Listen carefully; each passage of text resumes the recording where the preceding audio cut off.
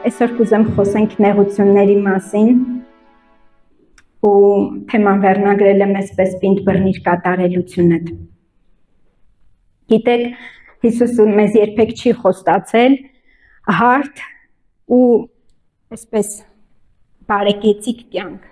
Նա ասել է նեղադուռը, որ դեպի կյանք ա տանում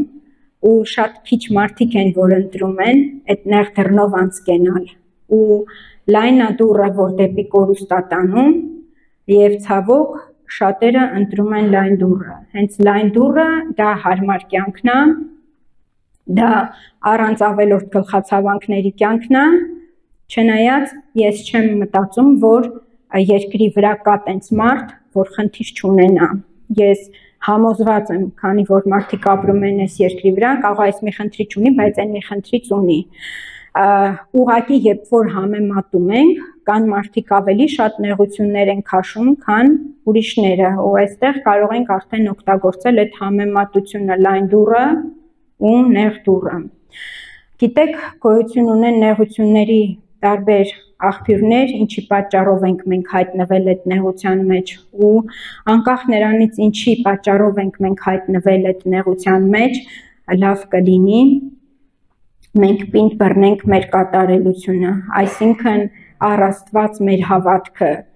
մենք պինդ բռնենք, որովհետև դրանից կախված է մեր հավիտենական կյանքը, դրանից կախված է ինչ կլինի մեզ հետ մեր ապագայում։ Աստծո մոտ, Աստծո թևերի տակ ամենաապահով տեղն է։ Ամենաապահով տեղն է, որովհետև Աստծո խոսքն ասում է, թեև անցնեմ մավան շուքի ձորով, չի ասում դու չես անցնի մավան շուքի ձորով, թեև անցնես էլ, նրա ցուպն ու նրա գավազանը մեր հետ է։ Նրանք մխիթարում են ինձ ու վերջը բարի է լինում։ Ախմա հենց բարիք եւ ողորմություն կգան իմ ետևից, իմ կյանքի բոլոր օրերում եւ ես Տիրոջ տանը կբնակվեմ շատ երկար ժամանակ, չէ՞։ Այդ Սաղմոսը Աստվածաշնչում այդպես է ավարտվում, բայց շատ կարևոր է, որ կեսին չմնանք, այն որ ասել է մարդը մավան շուքի ձորը ու այդտեղ ինքը պետք է անցնի։ Ինքը պետք է անցնի, ոչ թե թևաթափ լինի, կորցնի առ Աստված իր հավատքը ու մնա մավան շուքի ձորի մեջ, որովհետև մի ձորի անուն, որ մավան շուքի ձորեղն է։ Դրանից ինչ կարելի է սպասել, հա, բայց Աստծո խոսքն ասում է, թեև անցնեմ մավան շուքի ձորով, նա իմ հետ է, ես չար բանից չեմ վախենա, նրա գավազանն ու ցուպը նրանք մխիթարում են ինձ։ Գիտեք, գավազանը դա թագավորի ձեռքի, այսպես ասեմ, փայտներ, հա, որով որ թագավորը հրամաններ էր արձակում, օրինակ մենք կարող ենք տեսնել Եստեր թագուհու օրոք, որ եթե թագավորը գավազանը մեկնում էր անկոչ ներս մտած մարդու ուղղությամբ, նշանակում է թագավորը հրամայում է, որ ինքը խոսի ու քանի որ ինքը անկոչ ձևով է ներս մտել, մահապատիժ չի լինի, բայց եթե թագավորը գավազանը չպարզեր, ուրեմն այդ մարդուն պատժում էին, որովհետև թագավորն իրան չի կանչել, իսկ ինքը համարձակվել է մտնի, այսինքն հենց այդ գավազանը թագավորի ձեռքին սա իշխանության նշան էր ու Սաղմոս 23-ի մեջ ասում է նրա գավազանը ու նրա ցուպը մխիթարում են ինձ, իսկ ինչա ցուպը։ Ցուպը դա հովի ձեռքի փայտն է, այն որ ծայրը այսպես կոր է ու երբ որ ոչխարը փորձում է հոտից հեռու գնա, հովիվը գցում է այդ կորմասով, ոչխարին բռնում, հետա քաշում հոտի մեջ։ Ու Աստված մեր համար իշխան է, մեր համար թագավոր է, ու Աստված նաև մեր բարի հովիվն է, որ հսկում է անում մեր կյանքերին։ Դրա համար Աստծո մոտ ամենաապահով տեղն է, հոտից դուրս գայլերն են, որոնք որ հոտին չեն խնայում, բայց հոտի մեջ բոլորը միաբան են, կա միաբանություն, հոտի մեջ կա հովվի շունը, որ գայլի վրա պետք եղած դեպքում կհարձակվի ու հոտի հովիվը հսկում է իրավիճակը։ Այնպես որ փառք Աստծո, որ մենք Աստծո հոտն ենք, փառք Աստծո, որ մենք Աստծո ընտանիքն ենք, փառք Աստծո, որ մեր նեղությունների մեջ մենք նրա հետ ենք։ Հիմա երևի թե սկսենք հոբի կերքից, որովհետև այն վերնագիրը, որ դրել ենք այսօրվա խոսքին, պինդ բռնիր կատարելությունը, հիշում եք, հոբի կինը հոբին ասեց, դեռ բռնել ես կատարելությունդ, հայոյիր Աստծուն ու մեռիր։ Այսինքն կինը տեսնելով հոբի տանջանքները ինքը հասկանում էր, եթե ինքը սխալ բան ասի Աստծո դեմ, Աստծո հարվածը կգա հոբի վրա, ինքը տեղն ու տեղը կմեռնի, որովհետև հոբը մահ էր ուզում, բայց չկար։ Հոբը մահ էր ուզում, բայց չկար։ Մարդիկ էլ հիմա էլ այդպես են, չէ, որ շատ ծանր է լինում, կյանքը ասում են մեռնեմ, կրծնեմ։ Ու նույնը հոբի իրավիճակներ, ինքը մահ էր ուզում, բայց չկար։ Ու կինը ելք առաջարկեց հոբին, ասեց հայոյի Աստծուն ու կմեռնես, ինչ ես բռնե կատարելությունդ։ Բայց այդ միտքը կնոջը տվել էր սատանան։ Ու մի քիչ պատմեմ հոբի մասին։ Սա այն տեսակի նեղությունն է, որ իրականում մարդը վրիպում թույլ չի տվել, մարդը արդար կյանքով ապրել է, բայց սատանան չի սիրում ոչ մեկին, որովհետև սատանան չար է։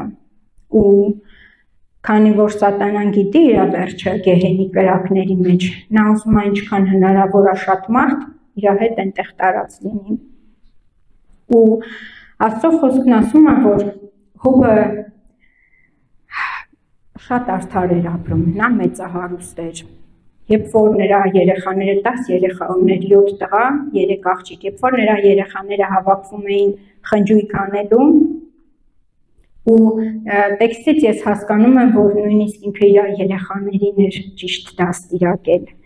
որովհետև ես տեսնում եմ, որ իր երեխաները համերաշխ էին, ասում է, եղբայրները քույրերին հրավիրում էին խնջույքի, բոլորը միասին էին, ու հոբը գիտեր, որ իր երեխաները Աստծուն չեն հայոյի երբեք, դրա համար ինքը ինչի համար էր զոհմատուցում, ասում է, միգուցե մտքում հանկարծ հայոյած լինեն, ամեն խնջույքից հետո զոհ էր մատուցում երեխաների թվով, որ հանկարծ էդ էլ պատճառ չլինի, որ իրանք Աստծո դեմ մեղավոր լինեն։ Ու մի օր գրված է, երբ որ Աստծո որդիները կանգնեցին Աստծո առաջ հաշիվ տալու, սատանան էլ նրանց մեջ կանգնեց։ Գիտեք, ես չեմ կարծում, որ սա տեղի ունեցավ երկնքում, որովհետև Աստծո կատարյալ ներկայության մեջ ոչ մի պիղծ բան չի կարող լինել։ Եթե մարդը, որ սատանայի չափ պիղծ չի կարող Աստծո ներկայության մեջ լինել կոչնչանա, առավել ևս սատանան իր ամբողջ պղծությունով։ Ես կարծում եմ, որ սա տեղի ունեցել երկրի վրա։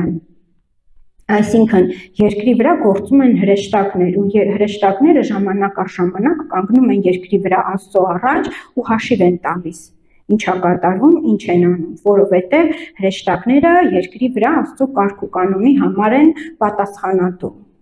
Ու այստեղ, երբ որ հրեշտակները երկրի վրա հաշիվ էին տալիս Աստծուն, սատանան էլ հայտնվեց ու Աստված հարց տվեց սատանային, այսինքն սատանայի դիրքը բռնած այնպիսին էր, որ Աստված արդեն հասկացավ խիա սատանան հայտնվել այդտեղ ու հարց տվեց, ասեց, որտեղից ես գալիս, չնայած Աստված ամենագետ է ու գիտեր որտեղից էր գալիս, ուղղակի դիալոգը ինչ որ ձև պիտի սկսվի, չէ, ու հարցում ասում է, որտեղից ես գալիս, ասում է երկրի վրա շրջելուց, տեսար իմ ծառա Հոբին,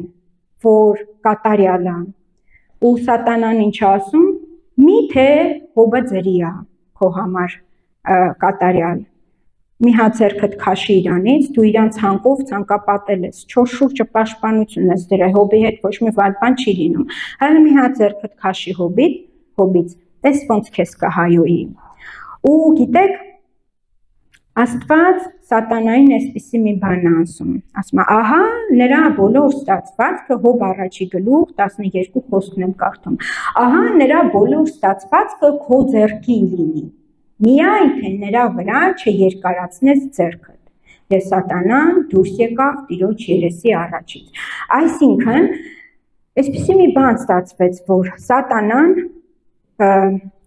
հնարավորություն ստացավ հարվածի Հոբին, բայց Աստված լիմիտ դրեց, սահման դրեց։ Սատանան չի կարա անի ավելին, քան Աստծո դրած սահմանն է, չէ՞, ասեց։ Լավ, ունեցվածքը տալիս եմ ձեռքդ, բայց Հոբի վրա ձեռքդ չերկարացնես։ Գիտեք, երբ որ մենք ապրում ենք արդար ու հանկարծ նեղության մեջով ենք անցնում, իմացի Աստված հսկում է քո իրավիճակը, սահման կա դրած, այդ սահմանից դուրս երբեք չի անցնի սատանան։ Բայց այդ սահմանի մեջ պիտի քո կատարելությունը դրսևորվի, բայց այդ սահմանի մեջ դու հավատքդ պետք է պահես, որովհետև մենք քանի այս երկրի վրա ենք, մենք պատերազմի մեջ ենք, մենք ունենք թշնամի ու Աստծո խոսքն ասում է մեր կռիվը մարմնի ու արյան դեմ չի, մեր կռիվը խավարի իշխանությունների դեմ է, ուստի ասում է զինված եղեք, որպեսզի կարողանաք ամենը կատարելով հաստատ կանգնել։ Ուրեմն, երբ որ քրիստոնյան չունի այդ զենքերը, հիշում ենք զենքերը որոնք են, արդար կյանքն է, հավատքով ապրելն է, խոսքը իմանալն է, երբ որ քրիստոնյան չունի այդ զենքերը ու գալիս է թշնամու հարձակումը, հաստատ չի կանգնում, վայր է ընկնում։ Դրա համար այստեղ շատ կարևոր է, որ մենք հասկանանք, Աստված հսկում է ամեն իրավիճակ, ու ոնց որ Հոբի վերջը բարի եղավ, եթե դու Աստծո հետ ես, եթե դու քո կատարելությունը չես թողել, քո վերջն էլ բարի է լինելու, այն նեղությունը, որ հիմա կա, դա վերջը չի, դա մեջտեղն է, բայց քո վերջը բարի կլինի, եթե դու Աստծուն պինդ բռնածես, բայց սատանային ինչ էր պետք, որ Հոբը Աստծունց պինդ չբռնվի, այ որ Հոբը սկսի բողոքվել Աստծո դեմ, որ Հոբը Աստծո դեմ սխալ բան ասի ու այ հենց այդտեղ Հոբը կործանվի։ Ու գիտեք, մենակ նեղություններով սատանան չսահմանափակվեց, ինքը այդքան ինքը շատ դաժան է, որպեսզի մենակ նեղություններով սահմանափակվի։ Ինչ սկսեց անել սատանան։ Կուզեմ, որ մենք միասին կարդանք Հոբի երկրորդ գլուխը 11 խոսքից։ Եվ Հոբի 3 բարեկամները, ուրեմն Հոբի հետ, ովքեր որ տեղյակ չեն, ասեմ ինչ եղավ։ Մի անգամից բոլոր ունեցվածքը ոչնչացավ, տարբեր տեղերից հարձակվեցին, գողացան, վնասեցին, ավիրեցին, սպանեցին, հետո տունը փուլ եկավ Հոբի երեխաների վրա, բոլորը մեռան։ Մի խոսքով արհավիր կարհավիրքի ետևից։ Ու Հոբը սքի մեջ է, ու 11-րդ խոսքում տեսնում ենք։ Հոբի 3 բարեկամները լսեցին այս բոլոր չարիքը, որ եկել էր նրա վրա, եւ եկան ամեն մեկը իր տեղից, Եղիփաս թեմնացին, Բաղդադ սոքեցին, Սոփար նահամացին եւ համաձայնվեցին միասին, որ գնան նրանց հավաքից լինեն եւ նրան մխիթարեն։ Ճիշտ էր, չէ՞, մարդկանց մածիվը։ Լսել են Հոբի բարեկամները, որ Հոբը դժբախտության մեջ է ու հավաքվել են, ասում են, եկեք միասին գնանք, Հոբին հավաքից լինենք, Հոբին մխիթարենք։ Ու շարունակությունը եւ հերվից բարձրացրին իրենց աչքերը եւ նրան չճանաչեցին եւ իրենց ձայնը բարձրացնելով լացին եւ ամեն մեկն իր պատմուճանը պատառելով հող ցանեցին իրենց գլուխներին դեպի երկինքը եւ նրա հետ նստեցին հողի վրա 7 օր եւ 7 գիշեր եւ նրա հետ մի խոսք չէին խոսում, որովհետեւ տեսան, որ ցավը շատ սաստիկ էր։ Մարդիկ իրականում սրտանց Հոբի հետ էին, երեքն էլ, որովհետև եկան, տեսան իրավիճակը ինչքան ծանր է, ասում է իրանց շորերը պատառեցին, գլուխներին հող լցրին, դա սուքի ժամանակ մարդու դրսևորման նշան էր, այն ժամանակ մարդիկ սուքի ժամանակ իրենց այդպես էին պահում, ու ասում է 7 օր 7 գիշեր հողի վրա նստեցին Հոբի կողքը ու ձայն չէին հանում։ Գիտես, երբեմն որ գնում ես մարդուն մխիթարելու, եթե Աստծուց չես ստացել մի բան ասես, ավելի լավ է լռես, քան թե անհեթեթ մի արտահայտություն անես։ Ու այս մարդիկ իրենց ճիշտ էին պահում, այն որ ասում է դա պարի, դա времени, մինչև ինչ որ մի ժամանակ։ Ու գիշերը սատանան հայտնվում է սրանցից մեկին։ Հոբի 4-րդ գլուխ կարդանք, հոբը, որ սկսում է լացել, գանգատվել, բողոքվել, ինչ է իր իրավիճակը, այսինքն ինքը բողոքվում է իր իրավիճակից, իր կյանքից, բայց ոչ Աստծուն է մեղադրում։ Տեսեք, ու գիշերը այս 3-ից մեկը Եղիփազը Սատանայի հետ հանդիպում է, բայց ինքը չգիտի, որ Սատանային է հանդիպել։ Եկեք կարդանք այդ տեղը։ Եղիփազը խոսում է 4-րդ գլուխ 13-րդ խոսքը։ Գիշերվա երևակայությունների, մտահուզությունների ժամանակ մարդկանց վրա խորքուն ընկնելուց երկյուղ պատահեց ինձ եւ դողում եւ շարժեց իմ բոլոր ոսկորները։ Առաջովս մի ոգի էլ անցավ, մարմնիս մազերը քստմնեցին։ Նա կանգնեց եւ ես չճանաչեցի նրա կերպարանքը։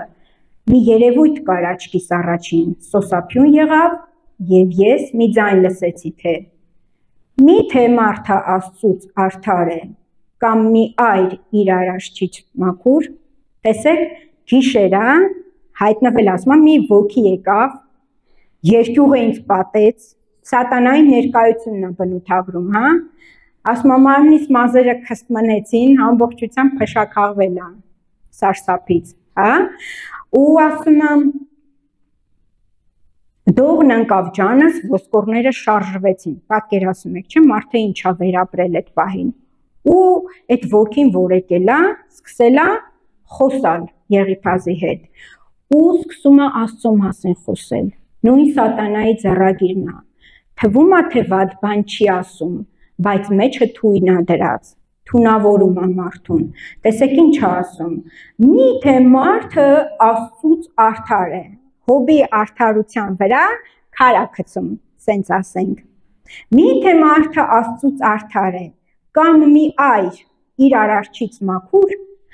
ահա նա իր ծառաներին չի հավատում, տեսեք Աստծո մասին ինչ ասում, նա իր ծառաներին չի հավատում եւ իր հրեշտակների վրա պակասություն է գտնում, այդ որ հրեշտակի մասին է ինքը խոսում, իր մասին, ինքն է եղել Աստծո հրեշտակը, ու քանի որ իր սրտի մեջ անօրենություն է գտնվել, Աստված իրան վայր է գցել, ու ինքը եկել է, իրան էլ մեջը գցած խոսում է, ասում Աստված արդար է, ինքը իր ծառաների վրա թերություն է գտնում, հենա իր վրա էլ թերություն գտավ, հրեշտակներին չի հավանում, հա? Եվ իր հրեշտակների վրա պակասություն է գտնում, ուր մնացին կավեղեն տներում բնակվողները, որոնց հիմունքը փոշու մեջ է եւ որոնք ջարդվում են ցեցի նման։ Առավոտից մինչև երեկո փշրվում են, առանց մեկի ուշադրության կորչում են հավիտյան։ Ուրեմն ինչ եկավ ասեց Սատանան, մի բան կա հոբի կյանքում, որ այդ վիճակում է, մարդը չի կարա Աստծուց արդար եղնի։ Աստված իր հրեշտակների վրա դեֆեկտ է գտնում, բաղելուր մնաց կավեղեն մարդը։ Ու վերջ։ Ու քիչ էր հոբի տառապանքը, այս հոգեբանական ճնշումը ընկերների կողմից սկսեց ավելանալ հոբի վրա, որովհետև Սատանան շատ դաժան է։ Ու ընկերները սկսեցին հոբին մեղադրել։ Ընկերները սկսեցին հոբին մեղադրել։ Խոստովանի, մի քեզ շատ արդար համարի,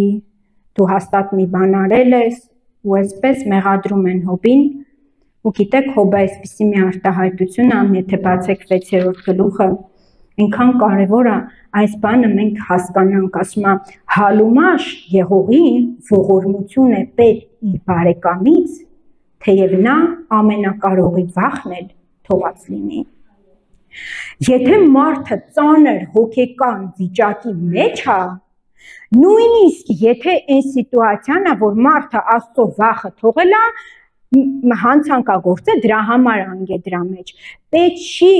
շարունակել այդ մարդուն այնքան անել, մինչև այդ մարդը ոչնչանա, ասում է հալումաշ եղողին ողորմություն է պետք բարեկամից, բայց ոնց է լինում շատ ժամանակ, այն որ ասում է եզը ընկնում է, դանակավորները շատանում են, հա, մեկ էսաղ սկսում են քննադատել, հաստատ մի բան կար, էսի սենց արեց, էնին ենց արեց, դրա համար է տենց եղավ, հա։ Ու երբ որ մարդը ծանր վիճակի մեջ է, ճիշտ կլինի, որ այդ պահին զգա մեր պայծրշկեն, զգա ողորմություն մեր կողմից, երբ որ մարդը վերականգնվավ, այդ ծանր ընթացքն անցավ, հետո կարող ես նստել խոսել, ասել, այս ինչ բանը սենց լիներ, ավելի ճիշտ կլիներ, կամ հիմա սենց մեզ պահենք, այս ձև քայլենք, ավելի ճիշտ կլինի, բայց ոչ այդ ծանր վիճակի մեջ մարդու գլխին նատացիա կարդանք, դա ճիշտ չի, դա վերքի վրա աղ լցնել է։ Ինչ որ սատանան փորձում էր անի Հոբի հետ, Հոբի ընկերներին օգտագործելով։ Գիտեք, ու հաճախ դա լինում է մեր կյանքերի մեջ, որ մարդը խնդիր չունի, արդարության հետ խնդիր չունի, բայց սատանան գալիս է, այ իր ճնշող մթնոլորտով, կողքի մարդկանց օգտագործելով, որպեսզի քեզ հավատքից գցի, որպեսզի դու կատարելությունը չպահես, որպեսզի դու Աստծո հասցեին մի սխալ բան ասես ու դա լինի քո վերջը։ Մենք տեսնում ենք Պողոսի կյանքում խնդիր կար։ Պողոսը կատարյալ արդար կյանքով էր ապրում, Պողոս առաքյալը, բայց ասում է սատանայի հրեշտակը ինձ բռունցքով հարվածում էր։ Ենթադրվում է, որ կամ դա ինչ որ աչքերի հիվանդություն ա եղել, որովհետև գաղատացիների թղթում Պողոսը գաղատացիներին ասում է, որ ինքը շնորհակալ է գաղատացիների վերաբերմունքի համար, որ եթե հնար էր լինել, իր աչքերը կհանեին Պողոսին կտային։ Ու այդ տեղի վրա հենվելով ենթադրվում է, որ շատ հնարավոր է ինքը աչքերի հետ կապված խնդիր ա ունեցել։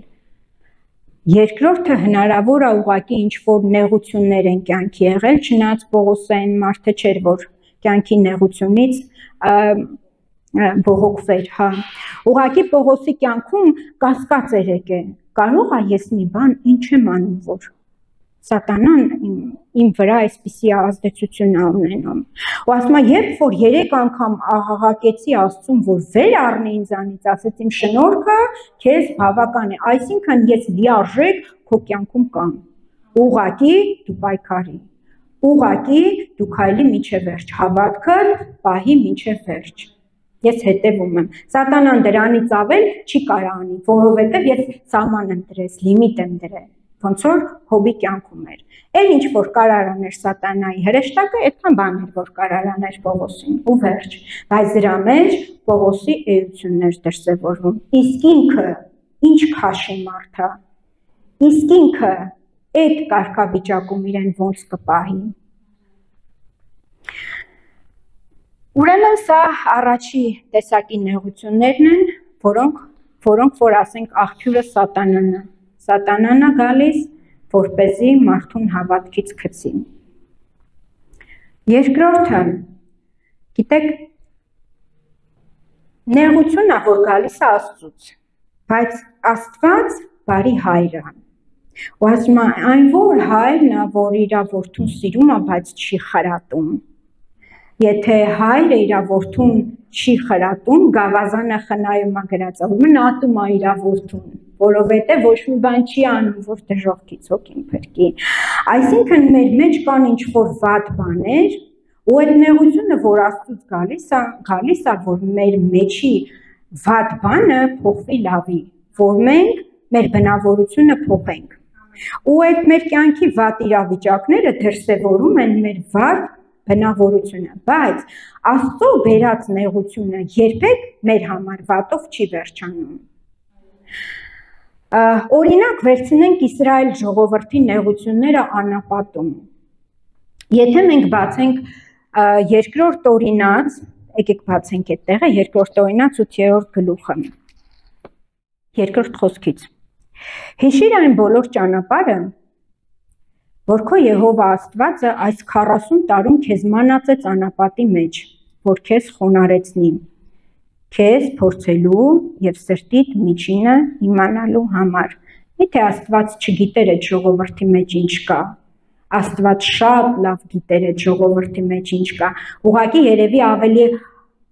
հասկանալի կձևակերպենք, եթե ասենք քեզ խոնարեցնելու եւ սրտիդ միջինը բացահայտելու համար, հա, այսինքն ի ցույց քեզ ցույց տալու համար, որ դու տեսնես ինչ կա քո սրտի մեջ։ Ու տեսեք ինչ ասում։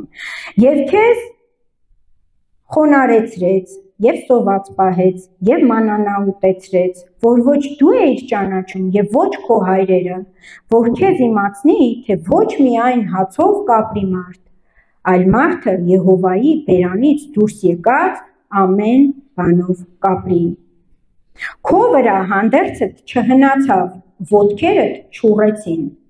այս 40 տարում։ Եվ իմացիր սրտիդ մեջ, որ ինչպես մի մարդ կխրատի իր որդուն, քո Եհովա Աստվածն է քեզ խրատում։ Մտածեք, մարդիկ դուրս եկան անապատ Եգիպտոսի ստրկությունից, հարյուրավոր տարիներ Եգիպտոսում ստրկության մեջ են եղել։ Սերնդից սերունդ այդ մարդկանց մեջ ձևավորվել է ստրուկի մտածելակերպ, ստրուկի հոգեբանություն, բայց Աստված տանում էր նրանց խոստմունքի երկիրը ժառանգելու, որպես Աստծո ժողովուրդ, ոչ թե ստրուկներ։ Ու այդ ստրուկի մտածելակերպը պետք էր մարդկանց մեջից դուրս հանել։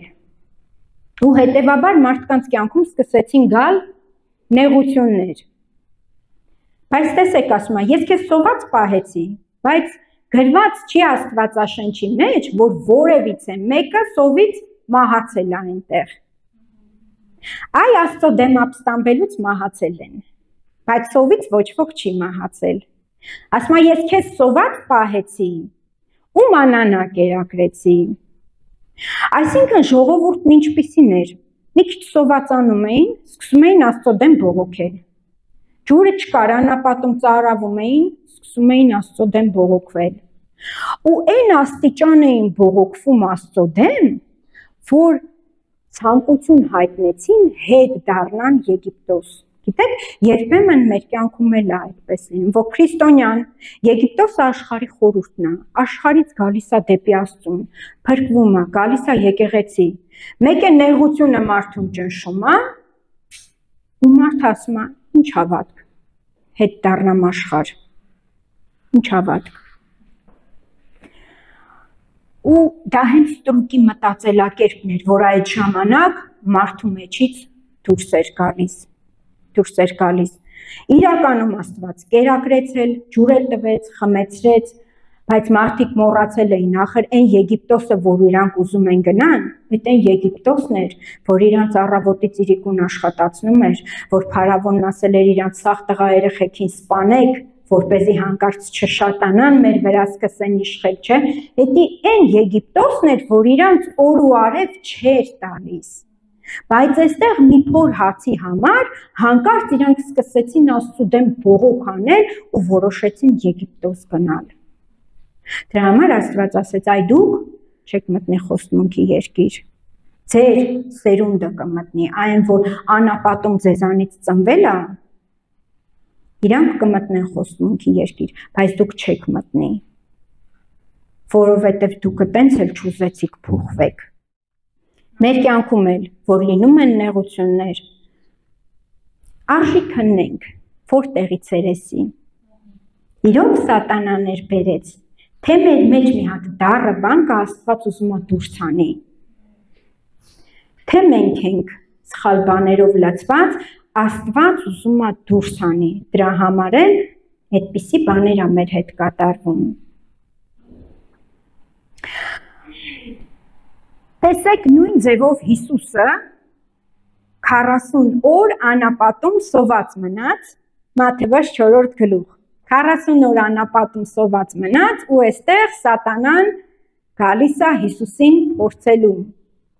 Սատանան։ Դե սոված մարդը գիտեք, չէ՞ ինչ, անհավասարակշռված պահվածք ունի, մենք դրա համար էլ երևի լսել եք, որ չի կարելի խանութ սոված գնալ, որովհետև ինչքան անպետք բան կա կարող ես գնել, չէ՞։ Որովհետև քեզ թվում է դու չես կշտանա։ Սոված մարդը կորցնում է իր հավասարակշռությունը ու առողջ տրամաբանելու ունակությունը։ Ու այստեղ Հիսուսը 40 օր սոված է եղել, ու սատանան եկել է, ինչից է սկսում, հրամայիր քարերը հաց դառնան։ Չէ՞ որ գրված ասենց Աստվածաշնչի մեջ։ Բայց գիտեք, Հիսուսն այդ իրավիճակում, Հիսուսի ներսը այնքան առողջ ու այնքան ուղիղ էր որպես մարդ, որ ինքը դրան չտարվեց։ Որ ինքը դրան չտարվեց, ինքն ասեց գրված է մի փորձի քո Տեր Աստծուն։ Դրա համար լավ կլինի մեր ներսին նայենք, մեր նեղության վաղտ ոչ թե մեղադրենք բոլորին ու ոչ մեզ, այլ մեր ներսին նայենք ու երանի մեզ, եթե այդ ժամանակ մեր կատարելությունը պինդ բռնենք, այսինքն ոչ թե բողոքվենք Աստծո դեմ, ոչ թե բողոքվենք այս կյանքից, այլ փորձենք մեր բաժին սխալը ուղղել։ Մեր բաժին սխալը։ Ուրիշներն էլ ես չեմ ասում, որ կարող են սխալ լինել քո հանդեպ, բայց քո բաժին սխալը երբեմն լինում է, որ դու ընկնում ես նեղության մեջ։ Փորձի քո բաժին սխալը ուղղես։ Ու երրորդ տեսակի նեղությունը, ինչը որ շատ հաճախ է հանդիպում մեր կյանքերում, սատանան կապ չունի դրա հետ, Աստված է կապ չունի դրա հետ, դա մեր խելքի պակասությունն է։ Եվ որ մենք սխալ որոշումներ ենք կայացնում, ընկնում ենք վատ վիճակի մեջ, դա մեր իմաստության, պակասության հետևանքն է։ Ու իմաստուն մարդը, ես այսպես եմ մտածում, իմաստուն մարդը նայում է ուրիշների սխալներին։ Օրինակ, եթե դու երեխա ես, քո ծնողները իրանց կյանքի մեջ ինչ-որ քայլեր անելուց սխալվել են, ու ինչ-որ բան են հասկացել կյանքի ընթացքում, քեզ խորհուրդ են տալիս, ասում են, սենց մի գնա, սենց կլինի։ Մի ասա, էդի անցած դարներ։ Ժողովող գիրքը երրորդ գլխում ասում է, աշխարհում բան չի փոխվել։ Ինչ եղել է, այն էլ կա աշխարհում։ Մի ասա, իմաստուն է, եթե մարդը դրա վրա ընկել է, ու քեզ խորհուրդ է տալի մի գնա այդտեղ ընկնես, ուրիշի սխալի վրա սովորի։ Ուրեմն իմաստուն մարդը ուրիշի սխալի վրա սովորում է, որ ինքը այդ հարցերում չսխալվի։ Եվ որ մի քիչ իմաստություն ունի, իր սեփական սխալներից դաս է քաղում, որտեղ իմաստություն ունի։ Հիմա անգավ կհասկանա, երկրորդ անգամ էլ նույն սխալը թույլ չի տա։ Իսկ հիմար մարդը տենց է դաս չի քաղում։ Ռուսերեն մի հատ ասացված կա, ասում է, каждый раз наступает на те же грабли, հա? Որովհետև ինքը դաս չի քաղում, ինքը չի հասկանում, որ պետք չի այտենց անել, ինքը մեկը այտենց անում, մեկը նույն շիշկեն ստանում է։ Ուտե ոչ Աստված կապ ունի, ոչ է սատանան կապ ունի։ Ուղղակի պետք է իմաստություն ստանալ։ Ուղղակի պետք է իմաստություն ստանալ։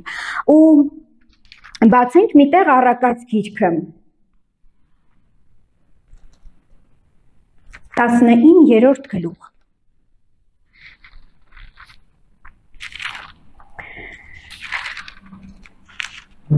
Առակաց 19-րդ խոսքի մեջ այսպիսի բան է գրած։ Մարդու հիմարությունը ավերում է նրա ճանապարհը, եւ նրա սիրտը տրտնջում է Տիրոջ դեմ։ Մարդը, քանի որ խելքը չի հասել, սխալ որոշում է կայացրել, փչացրել է, իր կյանքի որակը, ինքը ասում է, «Էս ինչ ճակատագիր ունեմ ես, բախտ բաժանողին է սկսում անիծել, հա? Բախտ բաժանողն ով է, Աստված։ Բայց իրականում բախտ չկա, Աստված մեզ թողել է ընտրություն կատարելու։ Աստվածաշունչը չի ասում, որ ճակատագիր կա, այ անկախ քո կամքից, սենց դու գնում ես, ինչ գրած է քո մասին կեղնի։ Աստված ընտրությունը մեզ է տվել, որովհետև Աստված հարգում է մեր կամքը, Աստված ուզում է, որ մենք դեպի իրան ձգտենք, ոչ թե դա լինի զոռով անկախ մեր կամքից, այլ մեր փոխհարաբերությունը իր հետ իրական լինի, ոչ թե սարքովի, հասկանում եք, դրա համար մեզ ազատ կամք է տվել, Դրա համար Աստված Եդեմի պարտեզում դրեց չարի ու բարի գիտության ծառը, ու մինչև հիմա մարդը չի փոխվել, նույնն ասում, Աստված չէր կարա այդ ծառը այնտեղ չդներ։ Չէ, եթե չդներ այնտեղ այդ ծառը, ուրեմն դու կամքիդ զուրկ բան ես։ Ոնց որ մենք ենք ռոբոտ արտադրում, ու ինչ որ ուզում ենք այդ ռոբոտը էդի անում է, մինչև փչանալը։ Բայց Աստված մեզ այդպես չի ստեղծվել։ Աստված մեզ ստեղծել է այնպես, որ ունենա մեր հետ կենդանի փոխհարաբերություններ, իրական փոխհարաբերություններ, իսկ իրական շփում ունենալու համար մենք էլ պետք է մեր կամքը, մեր որոշումը, մեր ցանկություններն ունենանք ու ելնելով մեր կամքից, մեր որոշումներից ու մեր ցանկություններից Աստծուն ընտրենք։ Ու մարդը մինչև հիմա նույնն է։ Երբ որ իր հիմարությունով փչացնում է իր ճանապարհը, սկսում է բոլորին մեղադրել, այդ թվում նաև Աստծուն, բայց ոչ իրեն։ Ոնց որ արեց Ադամը։ Ու մինչև հիմա ասում են, չէ, Եվան ամեղ, բայց Աստված որ եկավ, Եվայից չէր հաշիվ պահանջեց։ Ասեց Ադամ, ինչ ես արել։ Ու երբ որ Եվան կերավ պտուղը, հետաքրքիրն է նա, իրանց աչքերը չբացվեցին, հենց Ադամը կերավ, նոր իրանց աչքերը բացվեցին։ Խի, որովհետև պատվիրանը Ադամին էր տրված։ Բայց վերջում Ադամը պատասխանատվությունը իր վրա վերցնելու փոխարեն Եվային մեղադրեց, Աստծուն մեղադրեց, ասեց այն կինը, որ դու ստեղծել ես։ Փոխանակ իր վրա վերցնել։ Մինչև հիմա մարդը այդպիսին է։ Էսա մեղավորենա, մեղավորենա, մեղավորենա, մեղավոր, ես էլ իրավիճակների զոհ եմ։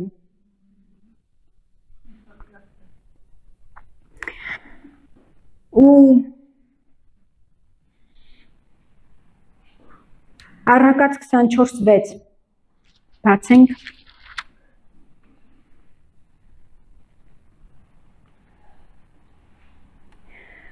Որովհետև պատերազմը թողնեմությամբ կանես, հաջողականությունը խորհրդականների շատությունով կլինի։ Ուզում ես հաջողված լինես, խորհուրդ վերցրու։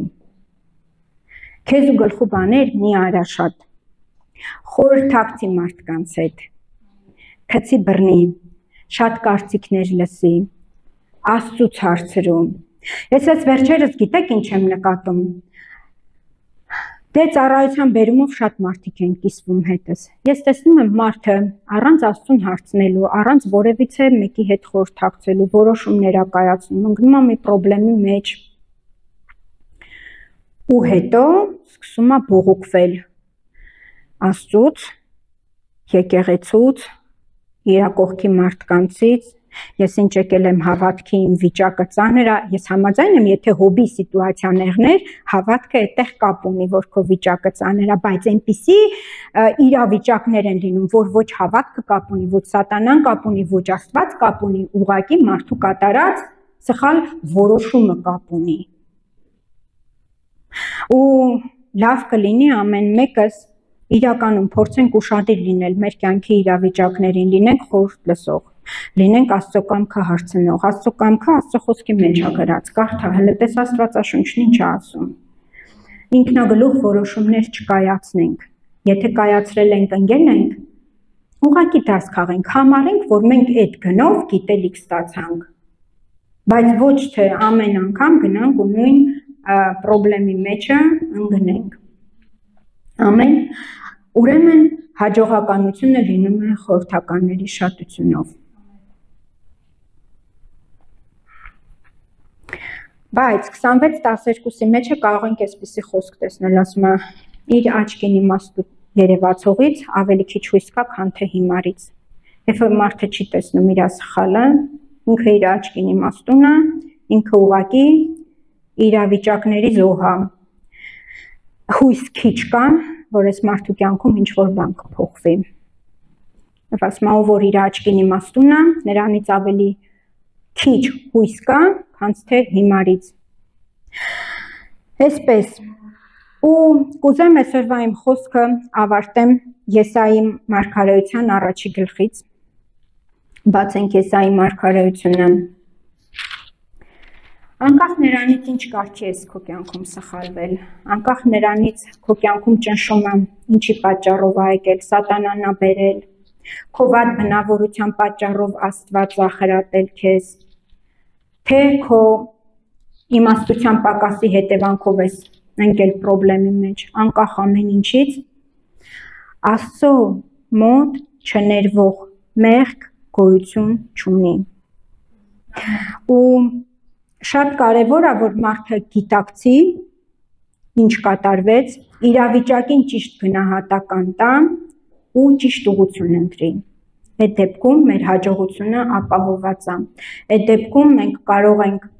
հենց այդ Սաղմոսի պես, վերջը ասել, հենց բարիք, ողորմություն կգան իմ ետևից, իմ կյանքի բոլոր օրերում։ Այդ դեպքում, անկախ նրանից հիմա այս պահին ինչ իրավիճակ է, վերջը մեր համար միշտ բարի կլինի։ Ու կարդանք Եսայի մարգարեություն առաջի գլուխ 18 խոսքից։ Հիմա եկեք ու վիճաբանենք, Աստված ասում։ Ասում է Տերը. եթե ձեր մեղքերը կրկնակի կարմիրի պես լինեն, ձյունի պես պիտի սպիտականան։ Եթե նրանք որդան կարմիրի պես լինեն, ասրի պես սպիտակ պիտի դառնան։ Եթե հոժարեք եւ լսեք, երկրի բարիքը կուտեք,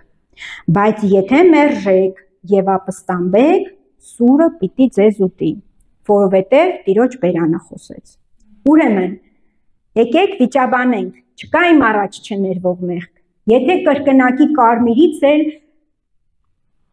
պես են, հա, քո մեղքերը կրկնակի կարմիրի պես են, այսինքն այն ամենա ծանր մեղքն է, ձյունի պես պիտի սպիտականան, Աստված ներում է մեղքը։ Բայց որ մեղքը, որ մարդը իրականում ապաշխարել է, ոչ թե Աստված ջան կներես վարգնոց նույնը անում է, այլ իրականում ապաշխարել է։ Ձյունի պես պիտի սպիտականան ու հետո ինչ ասում, եթե հոժարես ու լսես, լսի, ես քեզ ինչ եմ ասում, լսի, եթե հոժարես, ականջդ տաս լսես, երկրի բարիքը կուտես, վերջդ լավ կլինի։ Չնայած հիմա խնդիր կա, այդ մեղքերը ճնշում են կրկնակի կարմիրի պես, բայց եթե հոժարես ու լսես, երկրի բարիքը կուտես, բայց ասում է, եթե մերժես, ինչ կլինի, սուրը քեզ կուտի, այսինքն վախճան կգա, կործանում կգա, որովհետև Տիրոջ բերանը խոսեց։ Չգիտեմ, ամեն մեկիս կյանքում մի իրավիճակ կա, ամեն մեկս մի դժվարությունով անցնում ենք, քանի այս երկրի վրա ենք։ Ուղղակի հիմա մեր դժվարության մեջ գնահատական տանք։ Որտեղից է էսի։ Ինչն է պատճառը, որ ես սրա մեջ եմ։ Հոժարենք, լսենք, մեր դժվարությունը պատվով անցնենք, որ երկրի բարիքը ուտենք։ Ամեն։